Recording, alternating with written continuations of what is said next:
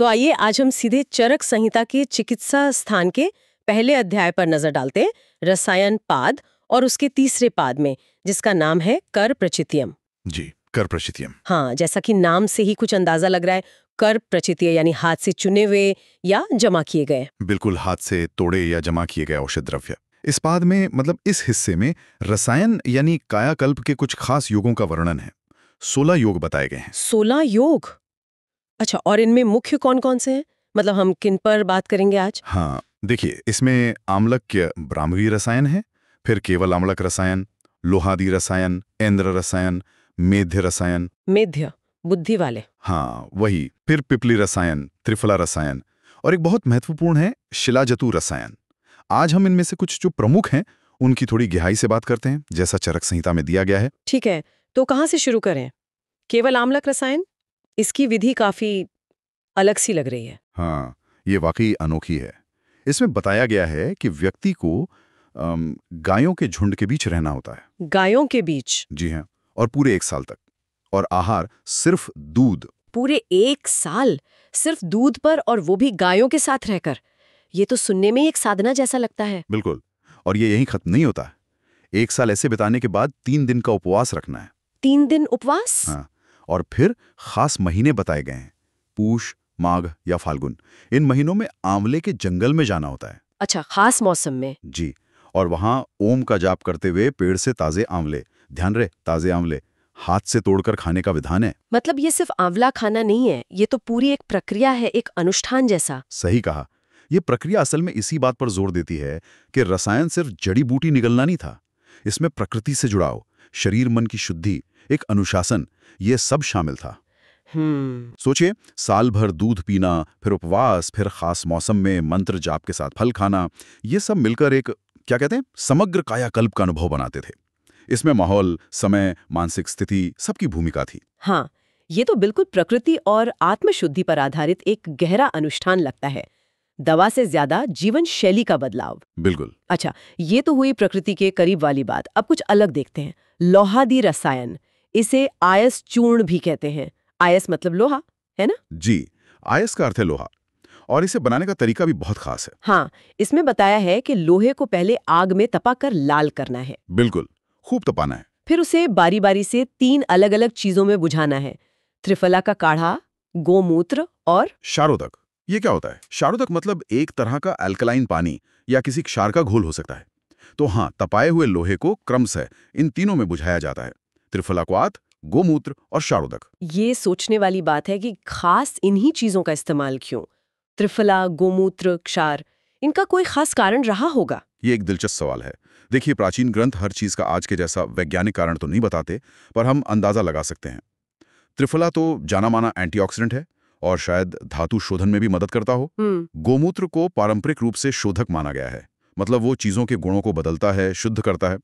और क्षारोदक का इस्तेमाल भी शायद अशुद्धियों को हटाने या लोहे के रूप को बदलने के लिए होता होगा। ये बार बार बुझाने की जो प्रक्रिया है, जिसे निर्वापन कहते हैं, ये शायद लोहे को नरम करती होगी, उसकी अशुद्धियां हटाती होगी और उसे शरीर के लिए ज्यादा सुपाच्य या असरदार बनाती होगी। अच्छा, और प्रक्रिया यहीं खत्म नहीं होती है ना? हाँ, इसके बाद भी कुछ है? हाँ, इसके बाद इस तैयार लोहे का चूर्ण बनाया जाता है, फिर इसे घी लगे मिट्टी के बर्तन में। मिट्टी के बर्तन में घी लगे हुए? जी, और फिर उसे जौ यानी यव के ढेर में दबा दिया जाता है, पूरे 1 साल के लिए। 1 साल जौ के ढेर में? इसका क्या मतलब हो सकता है? 1 साल बाद ये चूर्ण प्रयोग के लिए तैयार होता है। जौ के ढेर में रखना, हो सकता है ये एक तरह का नियंत्रित वातावरण बनाने का तरीका हो, तापमान, नमी ये सब स्थिर रहें। या ये भी संभव है कि जौ में मौजूद सूक्ष्म जीव कुछ खास रासायनिक बदलाव लाते हों। ये सब तरीके थे लोहे जैसी कठोर धातु को शरीर के लिए उपयोगी बनाने के। अद्भुत! और फिर इसे लेते कैसे? 1 साल बाद इस आयस चूर्ण को व्यक्ति की पाचन शक्ति, जिसे आयुर्वेद में अग्निबल कहते हैं, उसे ध्यान में रखते हुए शहद के साथ मिलाकर लेने को कहा गया है। मात्रा का भी जिक्र है? हाँ, मात्रा व्यक्ति की जरूरत और वैद्य के अनुसार तय होती होगी, लेकिन कर्ष जैसी इकाइयों का जिक्र आता है, जो आज के हिसाब से करीब 10-12 ग्राम हो सकता है, पर यह अनुमानित है। समझ गई। ये वाकई हैरान करने वाला है कि कैसे प्राकृतिक प्रक्रियाओं से धातुओं का भी एक तरह से कायाकल्प किया जाता था, उन्हें उपयोगी बनाने के लिए। बिल्कुल। अच्छा, अब आगे बढ़ते हैं मेध्य रसायनों की तरफ। आपने बताया था मेध्य मतलब बुद्धि बढ़ाने वाले। हाँ, मेधा यानी बुद्धि और मानसिक क्षमता को बढ़ाने वाले। इस अध्याय में 4 खास मेध्य रसायनों का वर्णन है। कौन कौन से हैं ये 4? पहला, मंडूक पर्णी का ताजा रस, जिसे स्वरस कहते हैं। मंडूक पर्णी, ब्राह्मी तो नहीं? हाँ, मंडूक पर्णी और ब्राह्मी में कभी कभी भ्रम होता है, पर ये अलग मानी जाती हैं। दूसरा है मुलेठी यानी यष्टि मधु का चूर्ण दूध के साथ। मुलेठी चूर्ण दूध के साथ, ठीक है। तीसरा है गिलोय यानी गुड़ुची का ताजा रस स्वरस। और चौथा है शंखपुष्पी की ताजी चटनी या पेस्ट जैसा, जिसे कल्क कहते हैं। मंडूक पर्णी, मुलेठी, गिलोय, शंखपुष्पी, ये चारों तो आज भी काफी जानी मानी जड़ी बूटियां हैं। जी हाँ, बहुत प्रचलित हैं। और इनके असर के बारे में क्या बताया गया है?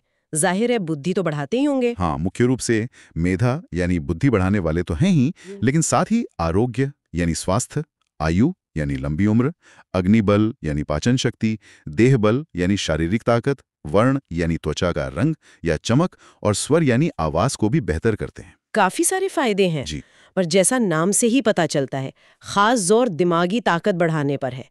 और शंखपुष्पी को तो विशेष रूप से बुद्धि बढ़ाने वाला बताया गया है। ये जानना दिलचस्प है कि क्या ये चारों एक ही तरह से काम करते हैं या इनके असर में कुछ फर्क है, क्योंकि चारों को मेध्य कहा गया है। ये एक अच्छा सवाल है।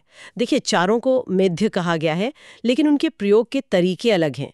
किसी का रस है, किसी का चूर्ण, किसी का कल्क, और उनके मुख्य गुणों में भी सूक्ष्म अंतर हो सकता है। अच्छा, जैसे मंडूक पर्णी और शंखपुष्पी को ज्यादातर सीधे मस्तिष्क पर असर करने वाला माना जाता है। यष्टि मधु अपने रसायन और सूजन कम करने वाले गुणों के साथ शायद शरीर को ठीक रखकर अप्रत्यक्ष रूप से मदद करती हो, और गुडुची वो अपने इम्यून सिस्टम को ठीक करने वाले और शोधक गुणों से। तो मतलब अलग अलग रास्ते हैं दिमाग तक पहुंचने के। हाँ, ऐसा लगता है कि आयुर्वेद मानसिक स्पष्टता और क्षमता बढ़ाने के लिए कई अलग अलग कोणों से सोचता था। कुछ जड़ी बूटियां सीधे मस्तिष्क पर काम करती हैं, कुछ शरीर को स्वस्थ रखकर परोक्ष रूप से मदद करती हैं। ये दिखाता है कि रसायन का लक्ष्य सिर्फ शरीर नहीं, मन को भी उत्तम बनाना था। एक समग्र दृष्टिकोण था। बिल्कुल, शारीरिक और मानसिक स्वास्थ्य का ये जुड़ाव बहुत महत्वपूर्ण है। अच्छा, अब एक और दिलचस्प रसायन देखते हैं, पिप्पली रसायन। पित्तली यानी लंबी मिर्च। हाँ, पाइपर लॉन्गम, ये एक जानी मानी थोड़ी तीक्ष्ण औषधि है। इसका प्रयोग दूध के साथ करने को कहा गया है। और इसकी एक बहुत खास विधि बताई गई है, वर्धमान प्रयोग। वर्धमान मतलब बढ़ाना? हाँ, धीरे धीरे बढ़ाना। जो सबसे अच्छा तरीका बताया गया है, उसमें पहले दिन 10 पिपली से शुरू करते हैं। 10 पिपली एक दिन में? हाँ, पहले दिन 10, फिर रोज 10-10 बढ़ाते जाते हैं। 10वें दिन तक 100 पिपली प्रतिदिन पर पहुंच जाते हैं। 100 पिपली एक दिन में? जी, फिर 11वें दिन से रोज 10-10 कम करते जाते हैं और 19वें दिन वापस 10 पिपली पर आ जाते हैं। अच्छा, तो ये 19 दिन का पूरा चक्र हुआ। हाँ, और इस पूरे चक्र में कुल 1000 पिपली का सेवन हो जाता है। 1000 पिपली, ये तो काफी ज्यादा मात्रा लगती है। हाँ, इसीलिए ये भी बताया गया है कि हर किसी के लिए ये उत्तम प्रयोग शायद ठीक ना हो। तो इसके 2 और स्तर हैं, एक मध्यम जिसमें 6 पिपली से शुरू करते हैं, 6-6 बढ़ाते घटाते हैं, और कुल 600 पिपली का सेवन होता है। 600, ये मध्यम हुआ। और एक मृदु यानी हल्का प्रयोग, जिसमें 3 पिपली से शुरू करते हैं, 3-3 बढ़ाते घटाते हैं, और कुल 300 पिपली का सेवन होता है। तो ये व्यक्ति की क्षमता और जरूरत के हिसाब से चुना जाता होगा? बिल्कुल, वैद्य तय करता होगा कि कौन सा प्रयोग उचित है। और इसके फायदे क्या बताए गए हैं? इतनी मेहनत का कुछ तो खास नतीजा होगा। हाँ, फायदे कई बताए गए हैं। वृश्य यानी कामोत्तेजक, आयुष्य यानी उम्र बढ़ाने वाला, प्लियोधर नाशन यानी तिल्ली स्प्लीन के रोगों को ठीक करने वाला, वयस्थापन यानी उम्र के असर को कम करने वाला, और मेध्य यानी बुद्धि बढ़ाने वाला भी। फायदों की तो लंबी सूची है। जी, और ये जो वर्धमान तरीका है ना, ये बहुत मायने रखता है। पिप्पली, जैसा आपने कहा, तेज असर वाली औषधि है। हाँ, तीक्ष्ण है। तो मात्रा को इस तरह धीरे धीरे बढ़ाना और फिर घटाना, ये शरीर को उसके प्रति क्या कहते हैं, अभ्यस्त बनाने का, अनुकूल बनाने का एक बहुत सोचा समझा तरीका लगता है। अच्छा, अडैप्ट करने का तरीका। हाँ, इससे शरीर औषधि को बेहतर तरीके से ग्रहण कर पाता है, उसका पूरा फायदा मिलता है, और पिपली की जो गर्मी या तेजी है, उससे होने वाले बुरे असर भी कम हो जाते हैं। ये आयुर्वेद के मात्रा और सात्म्य यानी अनुकूलता के सिद्धांतों का एक सटीक उदाहरण है, कैसे शरीर को धीरे धीरे शक्तिशाली चीजों के लिए तैयार किया जाए। ये मात्रा का उतार चढ़ाव वाला सिद्धांत वाकई ध्यान देने लायक है। मतलब एकदम से ज्यादा मात्रा नहीं देनी। बिल्कुल। चलिए अब बात करते हैं त्रिफला की। ये तो शायद आयुर्वेद की सबसे प्रसिद्ध औषधियों में से एक है। हरड़, बहेड़ा, आंवला। हाँ, हरित की, विभीति और आमलकी का मिश्रण बहुत ही मूलभूत औषधि है। और इस अध्याय में त्रिफला रसायन के 4 अलग अलग प्रयोग बताए गए हैं। 4 प्रयोग? मतलब त्रिफला को सिर्फ एक चूर्ण की तरह नहीं बल्कि कई तरीकों से इस्तेमाल किया जाता था रसायन के लिए? जी हाँ, पहला तरीका त्रिफला रसायन एक समय पर आधारित है। इसमें बताया है कि खाना पचने के बाद एक हरित की लेनी है। खाना पचने के बाद, ठीक है। फिर खाने से ठीक पहले 2 विविधि की और खाना खाने के बाद 4 आम्ल की, शहद और घी के साथ। तीनों अलग-अलग समय पर। 1 हरड़, 2 बहिणा, 4 आमला। ये अनुपात और समय का कुछ खास मतलब होगा? बिल्कुल, शायद पाचन क्रिया के अलग-अलग चरणों पर उनके खास असर को ध्यान में रखकर यह तय किया गया होगा। हरित की पाचन के बाद, विविधि की पहले, आम्ल की बाद में। हर एक का अपना प्रभाव हो सकता है। दिलचस्प। और दूसरा तरीका? दूसरा तरीका त्रिफला रसायन 2 काफी अलग है। इसमें एक नए लोहे के बर्तन के अंदर त्रिफला की ताजी पिसी हुई पेस्ट मतलब कल्क उसका लेप करके 24 घंटे के लिए छोड़ देना है। लोहे के बर्तन में लेप करके? हाँ, फिर 24 घंटे बाद उसे निकालकर शहद और पानी के साथ खाना है और जब ये पच जाए तो घी वाला भोजन मतलब स्निग्ध भोजन करना है। और इसका असर? दावा है कि अगर ऐसा 1 साल तक किया जाए तो व्यक्ति 100 साल तक बुढ़ापे और बीमारियों से मुक्त रह सकता है। 100 साल तक? ये तो बहुत बड़ा दावा है। यहाँ लोहे के बर्तन का क्या महत्व हो सकता है? ये अच्छे सवाल है। हो सकता है लोहे के बर्तन में रखने से त्रिफला में कुछ रासायनिक बदलाव आते हों। लोहा खुद एक रसायन द्रव्य है ना? हाँ। और त्रिफला में कसैलापन होता है, तो शायद बर्तन से कुछ लौह तत्व त्रिफला में आ जाते हो जिससे उसका असर बढ़ जाता हो, या फिर लोहे का कोई उत्प्रेरक मतलब कैटलिटिक असर होता हो। ये त्रिफला के गुणों को बढ़ाने का एक खास तरीका लगता है, खासकर लंबी उम्र के लक्ष्य के साथ। समझ गई। अब तीसरा तरीका क्या है? तीसरा तरीका त्रिफला रसायन 3 एक मिश्रण है। इसमें त्रिफला चूर्ण को मुलेठी, यष्टिमधु, वंशलोचन, पिपली, शहद, घी और मिश्री के साथ मिलाकर लेना है। इसमें तो कई और चीजें भी हैं। हाँ, और इसे खास तौर पर वयस्थापन यानी एंटी एजिंग रसायन कहा गया है। एंटी एजिंग, ठीक है। और चौथा? चौथा तरीका त्रिफला रसायन 4 और भी जटिल लगता है। इसमें त्रिफला को सभी तरह के लोहे की भस्म यानी सर्वलोह भस्म, सोने की भस्म यानी स्वर्ण भस्म, वचा, विडंग, पिपली, थोड़ा नमक, शहद और घी के साथ मिलाकर 1 साल तक लगातार लेना है। इसमें तो भस्में भी आ गई, सोना, लोहा। जी, और कहा गया है कि इससे सेहत, बुद्धि, ताकत और लंबी उम्र सब मिलते हैं। तो ये चारों प्रयोग दिखाते हैं कि त्रिफला जैसी एक मुख्य औषधि को भी कितने अलग-अलग तरीकों से कितने अलग-अलग लक्ष्यों के लिए तैयार और प्रयोग किया जा सकता था। बिल्कुल सही। कभी अकेले समय के हिसाब से, कभी लोहे के बर्तन के साथ प्रक्रिया करके, कभी दूसरी जड़ी बूटियों के साथ मिलाकर और कभी भस्मों जैसी शक्तिशाली चीजों के साथ। ये जो अनुपान है यानी साथ लेने वाली चीजें और जो सह औषधियां हैं, ये त्रिफला के असर को एक खास दिशा देती थी, खासकर लंबी उम्र और स्वास्थ्य बनाए रखने के लिए। ये आयुर्वेद के योग निर्माण मतलब फॉर्मुलेशन के गहरे ज्ञान और बारीकी को दर्शाता है। वाकई ये सिर्फ त्रिफला चूर्ण नहीं, त्रिफला के विज्ञान का विस्तार है। हाँ। चलिए अब आते हैं इस अध्याय के शायद सबसे चर्चित पदार्थ पर, शिलाजतु रसायन। शिलाजतु ये क्या चीज है असल में? शिलाजतु, जिसे अंग्रेजी में अक्सर मिनरल पिच या एस्फेल्टम दे देते हैं, ये असल में पहाड़ों की चट्टानों से गर्मी के मौसम में रिसने वाला एक गूंद जैसा खनिज प्रधान पदार्थ है, एक तरह का निर्यास है। पहाड़ों से निकलने वाला। अच्छा, इसके गुणों के बारे में क्या बताया गया है? इसके गुण बताए गए हैं। रस यानी स्वाद में ये मुख्य रूप से कसैला, कषाय होता है जिसमें हल्का खट्टापन यानी अम्ल भी हो सकता है। कसैला और खट्टा। हाँ, और तासीर यानी वीर्य, इसकी न अत्योष्ण शीत बताई गई है, मतलब न ज्यादा गर्म न ज्यादा ठंडा, समशीतोष्ण कह सकते हैं। ठीक है। और पचने के बाद का असर? विपाक। विपाक इसका कटु यानी तीखा बताया गया है।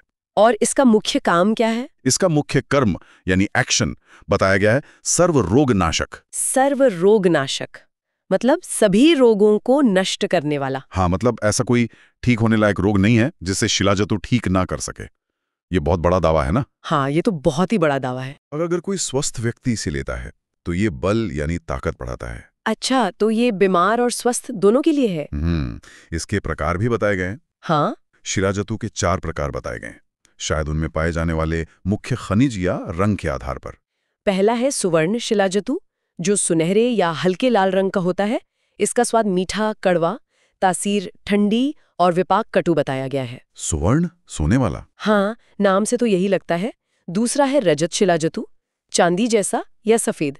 इसका स्वाद तीखा, तासीर ठंडी पर विपाक स्वादु यानी मीठा बताया गया है। रजत, चांदी वाला? हाँ, ठीक है। तीसरा है ताम्र शिलाजतु, तांबे जैसा या मोर की गर्दन के रंग जैसा। इसका स्वाद कड़वा, तासीर गर्म और विपाक कटु है। ताम्र, तांबे वाला? और चौथा है लौह शिलाजतु, लोहे जैसा यानी काला। इसका स्वाद कड़वा और नमकीन, तासीर ठंडी और विपाक कटु बताया गया है। लोहे वाला। और इसी लौह शिलाजतु को इन चारों में सबसे उत्तम माना गया है। सबसे उत्तम लौह शिलाजतु को क्यों? क्या इसका कोई कारण बताया है? ग्रंथ में स्पष्ट रूप से कारण नहीं दिया गया है, लेकिन हम अनुमान लगा सकते हैं।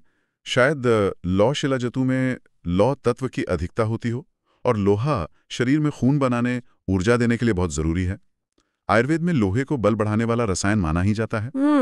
ये संभव है। तो हो सकता है कि सामान्य स्वास्थ्य और बल बढ़ाने के नजरिए से इसे सबसे प्रभावी माना गया हो। ये वर्गीकरण दिखाता है कि वो शिलाजतु के इतने सूक्ष्म भेदों को भी पहचानते थे और उनके अलग अलग गुण समझते थे। वाकई। और एक खास पहचान भी बताई है कि सभी तरह के शिलाजतु में गोमूत्र जैसी गंध होती है। हाँ, गोमूत्र गंधी, ये इसकी एक पहचान है। अब इसके प्रयोग की विधि भी बताई होगी। क्या इसे ऐसे ले लेते हैं? नहीं, पहले इसका शोधन यानी शुद्धिकरण करने की विधि बताई गई है। शोधन कैसे? शोधन के लिए शिलाजतु को उन औषधियों के गर्म काढ़े में डुबोया जाता है जो शरीर के बढ़े हुए दोषों को शांत करती हों।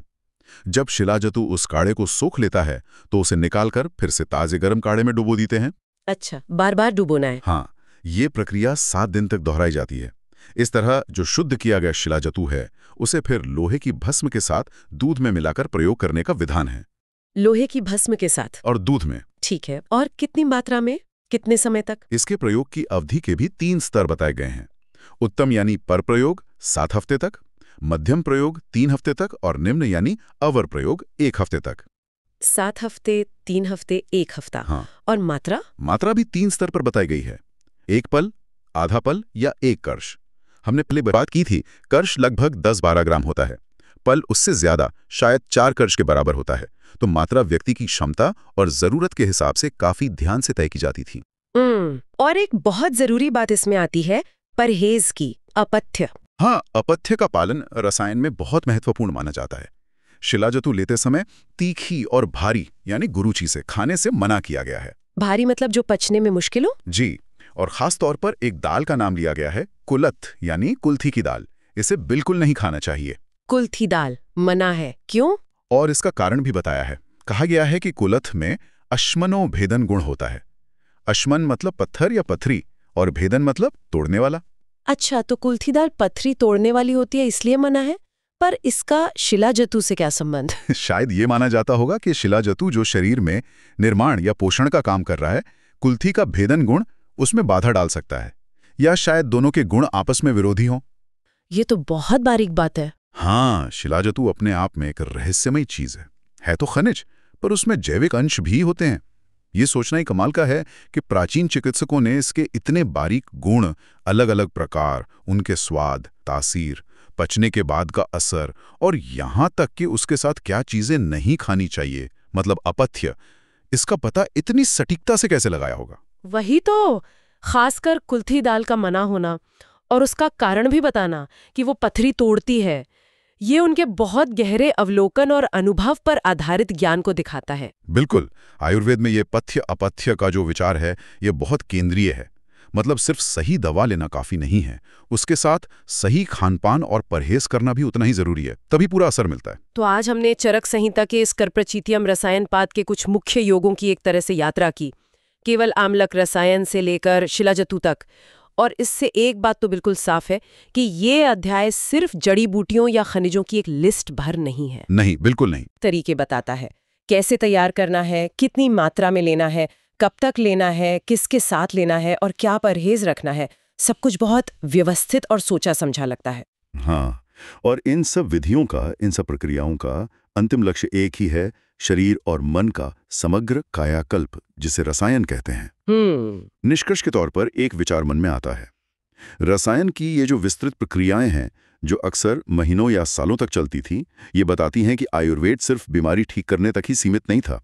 उसका एक बहुत बड़ा लक्ष्य था खास प्राकृतिक पदार्थों और प्रक्रियाओं का इस्तेमाल करके जीवन शक्ति बढ़ाना, स्वास्थ्य को लंबे समय तक बनाए रखना और बुढ़ापे के असर को कम करना या टालना। हाँ, ये बात तो साफ दिखती है। तो सवाल ये उठता है कि आज की हमारी स्वास्थ्य व्यवस्था, जो अक्सर सिर्फ लक्षणों को दबाने या मैनेज करने पर केंद्रित रहती है, वो कायाकल्प और स्वास्थ्य संवर्धन की इन प्राचीन, टिकाऊ और व्यक्ति केंद्रित विधियों से क्या कोई प्रेरणा ले सकती है? क्या कुछ सीखा जा सकता है? ये सोचने का विषय है।